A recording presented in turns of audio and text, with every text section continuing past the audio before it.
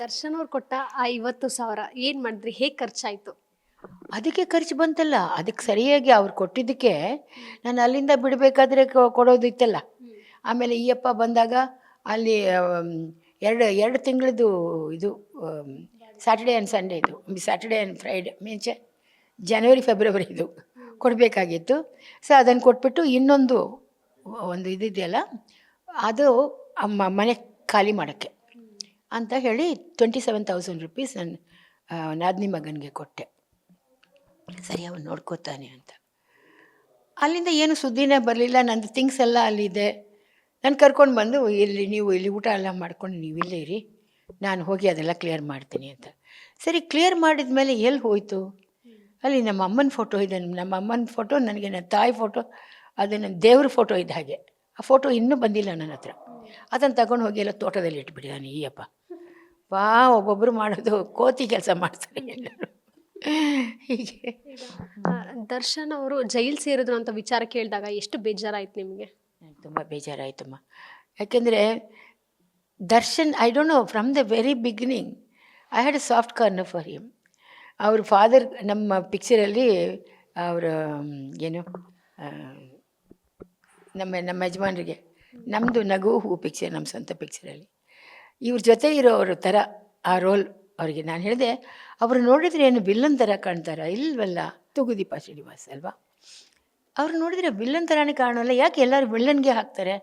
ನಮ್ಮ ಪಿಕ್ಚರಲ್ಲಿ ಅವ್ರನ್ನ ಒಂದು ಒಳ್ಳೆ ಸಾದಾ ರೋಲ್ಗೆ ಹಾಕೋಣ ಅಂತ ಹೇಳಿ, ನಿಮ್ಮ ಕೇರ್ ಟೇಕರ್ ಥರ ಹಾಕ್ಕೊಳ್ಳೋಣ ಅಂತ ಹೇಳಿ ಅವ್ರಿಗೆ ಹಾಕ್ಕೊಂಡ್ವಿ.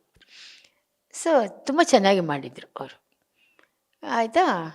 ದೆನ್ ಅಲ್ಲಿಂದ ಇದು ಆಮೇಲೆ ಅವ್ರ ಮಗ ದರ್ಶನ್ ಅಂತ ಗೊತ್ತಾದಾಗ, ಓ ಹೌದಾ, ಸರಿ ಸರಿ. ನನಗೆ ಇದು ಅವರ ದರ್ಶನ್ ಕೊಡೋಕ್ಕೆ ಹೇಳಿದ್ರು ಅಂತ ತಂದು ಕೊಟ್ಟಾಗ ನಾನು ಅಂದ್ಕೊಂಡೆ, ಅಯ್ಯಪ್ಪ ನಾನು ಹೇಗೆ ತಗೊಳ್ಳೋದು ಇದನ್ನು ಅಲ್ವಾ? ಇದಕ್ಕಿದ್ದಾಗ ಒಬ್ಬರ ಹತ್ರ ಇಲ್ಲಲ್ಲ, ಕೊಡೋಕ್ಕೆ ಹೇಳಿದ್ರು, ತಗೊಳ್ಳಿ ಅಮ್ಮ. ಇನ್ನು ನಿಮ್ಗೆ ಎಲ್ಲಾದರೂ ಬೇರೆ ಕಡೆ ಮನೆ ನೋಡ್ತಾ ಇದ್ದೀರಾ? ಮನೆ ನೋಡ್ತಾ ಇದ್ದರೆ ಅದ್ರದ್ದು ಬಾಡಿಗೆ ನಾವೇ ಕಟ್ತೀವಿ ಅಂತೆಲ್ಲ ಹೇಳಿದರು. ಆಲ್ ಆಫ್ ಅ ಸಡನ್ ಎಷ್ಟು ಹೆಲ್ಪ್ ಮಾಡೋರೆಲ್ಲ ಬಂದಾಗ ನಮಗೆ ಒಂಥರ ಆಗ್ಬಿಡುತ್ತಲ್ಲ, ಇದನ್ನು ನನಸ ಇದೇನು ಅಂತ. ಹಾಗೆ ಆಯಿತು ನನ್ನ ಲೈಫಲ್ಲಿ. ಬಟ್ ಆಮೇಲೆ ಈ ಅಮ್ಮ ಬಂದಿದ್ರಲ್ಲ, ಇವರು ಬಂದಿರಿದ್ರು. ನಾವು ನೆಲಮಂಗಲ ಹೋಗೋದು ಅಂತ ಅಲ್ಲಿಗೆ ಹೋಗಿದರೆ ತುಂಬ ಕ್ಲಾಸಸ್ ಎಲ್ಲ ಸಿಗತ್ತೆ ಅಂತೆಲ್ಲ. ನನಗೆ ಬೇರೆವರ್ I go, I don't want to sit and eat. ನನಗೆ ಗೊತ್ತಿರೋ ಈ ಕಲೆಗಳನ್ನ ಹೇಳ್ಕೊಟ್ಟೆ ನಾನು ಮಾಡಬೇಕು ಅಂತ. ಸೊ ಅಲ್ಲಿ ಸಿಗತ್ತೆ ಅಂತ ನೆಲಮಂಗಲಕ್ಕೆ ಹೋಗಿದ್ವಿ. ಅಲ್ಲಿ ಹೋದಾಗ ಏನೋ ಸರಿಯಾಗಿ ಬರಲಿಲ್ಲ ಯಾವುದು. ಆವಾಗ ನಮ್ಮ ಇದು ವಿನೋದ್ ರಾಜ್ ಅವರು ಕೂಡ, ಅಮ್ಮ ನೀವು ಇಲ್ಲಿ ಇರೋ ಹಾಗಿದ್ರೆ ನಿಮಗೆಲ್ಲ ವ್ಯವಸ್ಥೆ ಮಾಡಿಕೊಡ್ತೀನಿ ಅಂತ ಹೇಳಿದರು. ನಿಮ್ಮ ಎಕ್ಸ್ಟ್ರಾ ಥಿಂಗ್ಸ್ ಎಲ್ಲ ತೊಗೊಂಡು ಬಂದು ನಮ್ಮ ಗೋಡೌನಲ್ಲೇ ಹಾಕಿ ನೀವು ಬೀಗ ಹಾಕಿ ಇಟ್ಕೊಳ್ಳಿ. ತುಂಬ ಥಿಂಗ್ಸ್ ನಮ್ಮ ಮನೇಲಿ. ಅಮ್ಮ ಅಕ್ಕ ಇಬ್ಬರು ಅವ್ರವ್ರ ಮನೆ ಖಾಲಿ ಮಾಡಿದಾಗ ಅದೆಲ್ಲ ನಮ್ಮ ಮನೆಗೆ ಬಂದುಬಿಟ್ಟಿತ್ತು. ಪಾತ್ರೆಗಳು ಅಂದರೆ ಅಷ್ಟೊಂದು ಪಾತ್ರೆಗಳು. ಆದರೆ ಊಟದ ತಟ್ಟೆಗಳೇ ಎಷ್ಟು ಆ ಥರ. ಅಯ್ಯೋ ಏನು ಮಾಡೋದು ಇಷ್ಟು ಅಂತ. ದೆನ್ ಆಫ್ಟರ್ಸ್ ಎಲ್ಲ ಕೊಡೋದು ಅಂತ ಹೇಳಿ ಇಟ್ಟು ಹಾಗೆ ಅದು ಎಲ್ಲ ನಾನು ಹೇಳೋದು ನಿಧಾನ ಆಗತ್ತೆ. ಬಟ್ ಜರುಗಿದ್ದು ಭಾಳ ಫಾಸ್ಟಾಗಿ ಜರುಗಿಬಿಡ್ತಿಲ್ಲ. ಈಗ ವೃದ್ಧಾಶ್ರಮ ಸೇರಬೇಕು ಅನ್ನೋಂಥ ಮನಸ್ಥಿತಿ ಮಾಡಿದ್ರೆ ಏನೂ ಇಲ್ಲ, ಎಲ್ಲ ಬಿಟ್ಬಿಟ್ಟು ಹೋಗ್ತಿದ್ದೀವಿ ಅಂತ. ಬಟ್ ನಿಮಗೆ ಆಸ್ತಿ ಇರಬಹುದು, ಅಂದರೆ ನಿಮ್ಮ ಗಂಡ ಕನ್ನಡ ಚಿತ್ರರಂಗದಲ್ಲಿ ಒಂದು ಹೆಸರನ್ನ ಮಾಡಿದ್ರು, ಅಂದರೆ ಏನು ಆಸ್ತಿ ಮಾಡಿದ್ರು, ಜೊತೆಗೆ ದುಡ್ಡನ್ನು ಸಾಕಷ್ಟು ಮಾಡಿದ್ರ ಹೇಗೆ? ಇಲ್ಲ, ನಾವು ಆಸ್ತಿ ಗಿಸ್ತಿ ಏನೂ ಮಾಡ್ಕೊಂಡಿಲ್ಲಮ್ಮ. ನಮಗೆ ನಾವು ಮಾಡ್ತಾ ಇರೋದು ಫಸ್ಟಿಂದ ನಮಗೆ ಆವಾಗೆಲ್ಲ ಒಂದು 500 ರುಪೀಸ್ ಕೊಟ್ಬಿಟ್ಟು, ಆಮೇಲೆ ನೀವು ಬನ್ನಿ ಫಸ್ಟ್ ಇದರಲ್ಲಿ ಕೊಟ್ಬಿಡ್ತೀವಿ ಅಂದರೆ, ಆಮೇಲೆ ನೆಕ್ಸ್ಟಲ್ಲಿ ಕೊಡ್ತೀವಿ ಅಂದರೆ ಕೊನೆವರೆಗೂ ಕೊಡೋದೇ ಇಲ್ಲ ಅವರು. ಹೀಗೆಲ್ಲ ನಮಗೆ ಬೇಕಾದಷ್ಟು ಕಡೆ ನಾವು ಇದು ಬರೀ ಫಸ್ಟ್ ಏನು ಕೊಡ್ತಾರೋ ಅದಷ್ಟೇ. ಬಟ್ ನಾವು ಅದಕ್ಕೆ, ನಾನಾಗಲಿ ನಮ್ಮ ಯಜಮಾನರಾಗಲಿ ದುಡ್ಡಿಗೆ ನಾವು ಪ್ರಾಮುಖ್ಯತೆ ಕೊಡಲಿಲ್ಲ. We wanted work. So number of pictures ಅದೆಲ್ಲ ಬಂದರೆ ಒಳ್ಳೇದಲ್ವಾ? ಸೊ ಹಾಗೆ ಆ ಥರ ಇತ್ತು. ದೆನ್ ಆಮೇಲೆ ಯಾವುದು ಬರಲಿಲ್ಲ ಅಂದಾಗ ನಾವು we had to go to ಇದು ಉತ್ತರ ಕರ್ನಾಟಕದ ಕಡೆ ನಾಟಕಕ್ಕೆ ಹೋಗಬೇಕಾಗಿತ್ತು. ಚಿಂದೋಡಿ ಲೀಲಾ ಅವ್ರ ಮುಖಾಂತರ. ಆಮೇಲೆ ತುಂಬ ನಾಟಕಗಳೆಲ್ಲ ಆ್ಯಕ್ಟ್ ಮಾಡಿದ್ವಿ. ಇನ್ನವೇ ನಾನು ನಾಟಕದಲ್ಲಿ ಆ್ಯಕ್ಟ್ ಮಾಡೋಕ್ಕೆ ಶುರು ಮಾಡಿದ್ರಿಂದ ನನಗೆ ನನ್ನ ಕನ್ನಡ ಚೆನ್ನಾಗಾಯಿತು. ಹೆಂಗಿತ್ತು ಅಂದರೆ ನಾನು ಒಂದು ಪುಸ್ತಕ ತೊಗೊಂಡ್ಬಿಟ್ಟು ಕಂಪ್ಲೀಟ್ ಓದ್ಕೊಂಡ್ಬಿಡ್ತೀನಿ. ಆಮೇಲೆ ಆ್ಯಕ್ಟ್ ಮಾಡುವಾಗ ಅವರೆಲ್ಲ ನಾಟಕದ ಆರ್ಟಿಸ್ಟ್ಗಳು. ಅಯ್ಯೋ ಇವರು ಫಿಲ್ಮ್ ಆರ್ಟಿಸ್ಟ್ ಅಂದ್ಬಿಟ್ಟು, ಅಮ್ಮ ನನಗೆ ನಿಮ್ಮ ಫಾದರ್ ರೋಲ್ ಮಾಡೋರು, ಅವರು ನಾಟಕದ ಅವರು. ಅಮ್ಮ ಇದು ಏನಾದ್ರು ತಪ್ಪಾದರೆ ಕ್ಷಮಿಸಿ. ಅಯ್ಯೋ ಯಾಕೆ ನೀವು ಇದೆಲ್ಲ ಹೀಗೆಲ್ಲ ಮಾಡ್ತೀರಾ? ಅದೆಲ್ಲ ಏನಿಲ್ಲ, ಚೆನ್ನಾಗಿ ಮಾಡ್ತೀರಾ ನೀವು ಅಂತೇಳಿ. ಆಮೇಲೆ ನಾನು ನೋಡಿದೆ ಅವರು ನಾನು ಅವ್ರ ಮಾತು ನಾನು ಎತ್ಕೊಡ್ತಾನೇ ಇದ್ದೆ.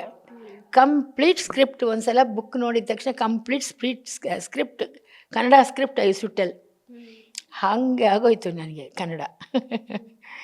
ಭಾಳ ಖುಷಿ ಆಯಿತು. ನಾನು ಹೋಗಿದ್ರಿಂದ ಆ ಥರ ನಾಟಕಗಳಿಗೆ ಹೋಗಿದ್ರಿಂದಲೇ ನನ್ನ ಕನ್ನಡ ಚೆನ್ನಾಗೋಯ್ತು. ಮಾತೃಭಾಷೆ ಕನ್ನಡನೇ? ತಮಿಳ್. ತಮಿಳ್. ಓಕೆ, ತಮಿಳಿಂದ ಕನ್ನಡ. ಹೌದು. I am from Chidambaram. So but ಚಿದಂಬರಮಲ್ಲಿ ನಾವು ಹುಟ್ಟಿದ್ವಿ, ನಮ್ಮ ಮನೆಗೇ ಎಲ್ಲ ಅರೇಂಜ್ ಮ್ಯಾರೇಜ್? ಇಲ್ಲ, ಲವ್ ಮ್ಯಾರೇಜ್. ಹೇಗೆ ನಿಮಗೆ ಹಾಗೂ ಸುದರ್ಶನ್ ಸರ್ಗೆ ಪ್ರೇಮ ಹುಟ್ಟಿದ್ದು ಹೇಗೆ? ನೋಡಿ, ನಾವು ಇವರು ಸ್ಯಾಮ್ಯುಲಾ ಅಂತ ಒಬ್ಬರು ಪ್ರೊಡ್ಯೂಸರ್, ಅವ್ರ ಪಿಕ್ಚರಲ್ಲಿ ನಾವಿಬ್ಬರು ಫಸ್ಟ್ ಟೈಮ್ ಆ್ಯಕ್ಟ್ ಮಾಡ್ತಾಯಿದ್ವಿ. ಆವಾಗ ಇದು ಅಂದರೆ ಅದರಲ್ಲಿ ಒಂದು ಸನ್ನಿವೇಶ ಬರುತ್ತೆ. ಇವರು ಪಂಡ್ರಿಬಾಯಿ ಅವ್ರ ಮಗ. ಇವರು ಪಂಡ್ರಿಬಾಯಿನವರು ಇದು ಮಾಡೋಕ್ಕೆ ಬರ್ತಾರೆ ಅಂತ ಅವ್ರನ್ನ ಕೊಂದುಬಿಡ್ತಾರೆ. ಸೊ ಅಯ್ಯೋ, ಬ್ರದರು, ಅವ್ರ ಹೆಸರೇನು, ಒಳ್ಳೆ ಆ್ಯಕ್ಟರ್, ದೊಡ್ಡ ಆ್ಯಕ್ಟರಪ್ಪ, ಹೋಗದಿರಿ ಸೋದರರೇ ಅದು ಮಾಡಿದ್ರು ಅವ್ರು, ಯಾರೋ ಆ್ಯಕ್ಟರ್ ಅವರು. ಸೊ ಅವರು, he's an inspector. He says he would have killed because he was trying to come and hold my mother ಅಂದ್ಬಿಟ್ಟು ಇವರು ಗ್ರಾಮದ ಇವನ್ನ ಕೊಂದುಬಿಡ್ತಾರೆ ಇವರು. ಅದಕ್ಕೋಸ್ಕರ ಅಮ್ಮ ಹೇಳ್ತಾಳೆ, ಹೊರಟೋಗಪ್ಪ, ಹೊರಟೋಗು ಅಂತ. ಆದರೆ ಅವನು ಪೊಲೀಸ್ ಅವನು ಬಂದು ಹೇಳ್ತಾನೆ, ಹೋಗಬೇಡ, ನೀನು ಏನು ಮಾಡಿದ್ಯೋ ಅದು ನಿನ್ನ ಕಡೆ ನ್ಯಾಯ ಇದೆ, ನೀನು ಬಂದು ಸರೆಂಡರ್ ಆಗು. ಸರೆಂಡರ್ ಆದರೆ ಇದು ಕೇಸ್ ನಡೆಸಿ ನೀನು ಫ್ರೀಡಮ್ ಸಿಗತ್ತೆ ನಿನಗೆ. ಇವಾಗ ಹೀಗೆ ಹೋದರೆ ನೀನು ಇವಾಗ ನಿಜವಾಗ್ಲೂ ಯು ವಿಲ್ ಬಿಕಮ್ ತಪ್ಪಿಸ್ತಾನ ಆಗಿಬಿಡ್ತೀಯ ಅಂತ. ಅಮ್ಮ ಹೇಳ್ತಾಳೆ, ಹೋಗು ಹೋಗು ಹೋಗು ಅಂತ. ಈ ಥರ ಇದು ಎರಡು ಮಧ್ಯ. ಇದರಲ್ಲಿ ಇವರು ಬಂದು ಎಲ್ಲ ಬಿದ್ದಿರ್ತಾರೆ.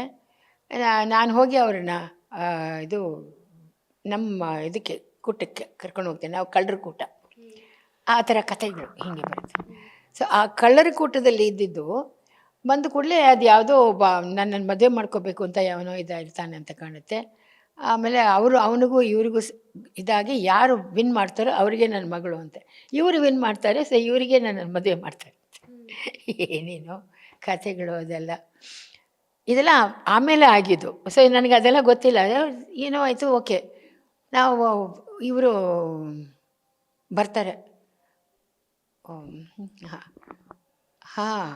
ನಾವಿಬ್ಬರು ಬಂದು ಅಮ್ಮನ ನೋಡ್ಕೊಂಡು ಹೋಗೋವಾಗ ಹೋಗಬೇಡ ಅಂತ ಹೇಳಿ ಅವನು ಶೂಟ್ ಮಾಡ್ತಾನೆ, ಯಾರೋ ಅಣ್ಣ.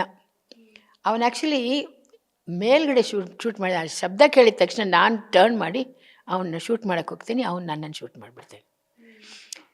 ಸೊ ನಾನು ಸಾಯ್ತಾ ಇರ್ತೀನಿ. ಇವರು ನನ್ನ ಹೆಸರು ಏನೋ ಅದನ್ನು ಹೇಳಿ ಅವರು ಅಳ್ತಾರೆ. ನಾನು ಕಣ್ಣು ಬಿಟ್ಕೊಂಡು ನೋಡ್ತಾ ಇದ್ದೆ. ಆಮೇಲೆ ಓಕೆ ಸರ್, ಎಸ್, ನಂದು ಇದು ಹರಿದಿದೆ, ನಾನು ಇದು ಮಾಡಿಕೊಂಡು ಸ್ಟಿಚ್ ಮಾಡ್ಕೊಂಡು ಬರ್ತೀನಿ ಅಂತ ಅವ್ರು ಹೊರಟರು. ನಾನು ಇವ್ರ ಹಿಂದೆನೇ ಹೋದೆ. ಸಿ ಮಿಸ್ಟರ್ ಸುದರ್ಶನ್, ನೀವು ಅಳೋವಾಗ ಅಳೋ ಥರನೇ ಇರಲಿಲ್ವಲ್ಲ, ಅಳೋದು ಹೆಂಗೆ ಅಳಬೇಕು? See I am suppose to be your wife and I am dying, I am dead. Supposing I am really your wife and I am dead, how will you cry? ಆ ಥರ ತಿಳ್ಕೊಬೇಕು ನೀವು. ನಾನು ಇವ್ರಿಗೆ ಹೋಗಿ ಹೇಳ್ಕೊಡ್ತಾ ಇದ್ದೀನಿ. ಇವ್ರು ದೊಡ್ಡ ನಟ ಅಂತ ನನಗೆ ಗೊತ್ತೇ ಇರಲಿಲ್ಲ ಅವಾಗ. ಇವರು ಪಾಪ ಸರಿ ಅಂದರು. ಆಮೇಲೆ ನಾನು ಕಣ್ಬಿಟ್ಕೊಂಡು ನೋಡ್ತಾ ಇದ್ದೀನಿ. ಇವರು ತುಂಬ ಯು ಆ್ಯಕ್ಟೆಡ್ ವೆರಿ ನೈಸ್ಲಿ ಅಂತೆಲ್ಲ ಹೇಳಿದೆ. ಆವಾಗಲೂ ಕೂಡ I didn't love him like but he was A very good man. ಅದು ಮಾತ್ರ ನನ್ನ ಮೈಂಡಲ್ಲಿ, ಎಷ್ಟು ದೊಡ್ಡ ಆರ್ಟಿಸ್ಟ್ ಆದರೂ ನಾನು ಒಂದು ಆಫ್ಟರ್ ಆಲ್ ನ್ಯೂ ಆರ್ಟಿಸ್ಟ್, ನಾನು ಹೇಳಿದ್ದಕ್ಕೆ ತಗೊಂಡ್ರಲ್ಲ ಅಂತ ಒಂದು ಒಳ್ಳೆ ಅಭಿಪ್ರಾಯ ಅವ್ರ ಬಗ್ಗೆ ನನಗೆ ಬಂತು. ಇದರಲ್ಲಿ. ಆಮೇಲೆ we were talking and all Singh. By and by we started loving each other. ಅಪ್ಪ ಅಮ್ಮ ಹೇಗೆ ಒಪ್ಪಿಸಿದ್ರಿ? ಅಪ್ಪ ಅಮ್ಮನೇ ಅಂದರೆ ನಮ್ಮಮ್ಮನಿಗೂ ಇವ್ರನ್ನ ಕಂಡ್ರೆ ತುಂಬ ಇಷ್ಟ. ಬರೋರು, ಮನೆಗೆಲ್ಲ ಬರೋರು. ಬಂದ್ಬಿಟ್ಟು ಆವಾಗ ನನ್ನ ತಂಗಿ ಮದುವೆಗೋಸ್ಕರ ಎಲ್ಲ ಇದು ಮಾಡಬೇಕಾಗಿತ್ತು, ಯಾರೂ ಇಲ್ಲ. ನನ್ನ ತಮ್ಮನೂ ಅವನು ಏರ್ಫೋರ್ಸಲ್ಲಿ ಇದ್ದಾನಲ್ಲ, ಅವನು ಬರಲಿಲ್ಲ. ತಂದೆನೂ ಎಲ್ಲೋ ಇದು ಆವಾಗ ತಾನೇ ಅವರು ರಿಟೈರ್ ಆಗಿ ಬಂದಿದ್ದಾರೆ. ಕಾರ್ ತೊಗೊಂಡು ಫ್ರೆಂಡ್ಸ್ ಎಲ್ಲ ಕರ್ಕೊಂಡು ಎಲ್ಲ ದೇವಸ್ಥಾನಗಳಿಗೂ ಹೋಗ್ತಾಯಿದ್ರು. ಸೊ ಇವ್ರು ನೋಡಿದ್ರೆ ಇವಾಗ ಇದು ಮ್ಯಾರೇಜ್ ಇಟ್ಕೊಂಡ್ಬಿಟ್ಟಿದ್ದೀನಿ, ಇವ್ರದ್ದು ಯಾರೂ ಹೆಲ್ಪ್ ಇಲ್ಲ ಅಂದಾಗ ನಮ್ಮ ಯಜಮಾನ್ರು ಬಂದರೆ, ಅಮ್ಮ ನಾನು ಅಲ್ಲಿ ಹೆಲ್ಪ್ ಯು ಅಂತ. ಒಂದು ಮಗನಾಗಿ ಅವರು ನಮ್ಮಮ್ಮನಿಗೆ ಏನೇನು ಬೇಕು ಒಂದು ಇದು ನೋಡೋದು, ಏನು ಅದಕ್ಕೇನು ಹೇಳ್ತಾರೆ, ಮದುವೆ ಮಂಟಪ ಅದನ್ನು ಹಿಡಿಯೋದ್ರಿಂದ ಹಿಡಿದು ಎಲ್ಲ ಮದುವೆಗೆ ಏನೇನು ಬೇಕೋ ಅದೆಲ್ಲ ತೊಗೊಂಡು ಬರೋದು, ಅದಕ್ಕೆಲ್ಲ ಇವರೇ ಅಮ್ಮನಿಗೆಲ್ಲ ಹೆಲ್ಪ್ ಮಾಡಿದರು. And then so that way ಅಮ್ಮನಿಗೆ ತುಂಬ ಒಳ್ಳೆಯ ಅಭಿಪ್ರಾಯ ಇವ್ರ ಮೇಲೆ. ಅವ್ರು ಹೇಳೋರು, ನನ್ನ ಮಗ ನನ್ನ ಅಮ್ಮ ಅಂತ ಕರೆಯೋದ್ರಲ್ಲಿ ಕೂಡ ಅಷ್ಟು ಪ್ರೀತಿ ಇಲ್ಲ, ಸುದರ್ಶನ್ ಕರೆಯೋವಾಗ ಅದು ಅಮ್ಮ ಅನ್ನೋದು ಎಷ್ಟು ಪ್ರೀತಿಯಿಂದ ಕರೀತಾರೆ ಅವರು ಅನ್ನೋರೆ. ಅಷ್ಟು ಮಟ್ಟಿಗೆ they both like teach other so much, ಅಮ್ಮ ಮತ್ತು ಅವರು. ಆಯಿತಾ? ಸೊ ಅಲ್ಲಿ ನನಗೆ ಹ್ಯಾಪಿ ಅಲ್ವಾ. ದೆನ್ ನಾನು ಹೇಳಿದ್ದೆ ನನ್ನ ತಂಗಿ ಮದುವೆ ಆಗೋಕ್ಕೆ ಮುಂಚೆ ನಾನು ಆಗೋಲ್ಲ ಅಂತ. ನನ್ನ ತಂಗಿ ಮದುವೆ ಆಯಿತು. ಅದೇ ವರ್ಷ ಇವರು ನಮ್ಮ ಅಯ್ಯಂಗಾರ್, ಆವಾಗ ದೊಡ್ಡ ಪಿಕ್ಚರ್ಸಲ್ಲೆಲ್ಲ ಅವ್ರು ಆ್ಯಕ್ಟ್ ಮಾಡೋರು, ಅವರು ಡೇಟ್ ಹೇಳ್ತೀನಿ ಅಂತ ಹೇಳಿ August 3 ನಿಮ್ಮ ಮದುವೆ ಆಗತ್ತೆ ಅಂದರು.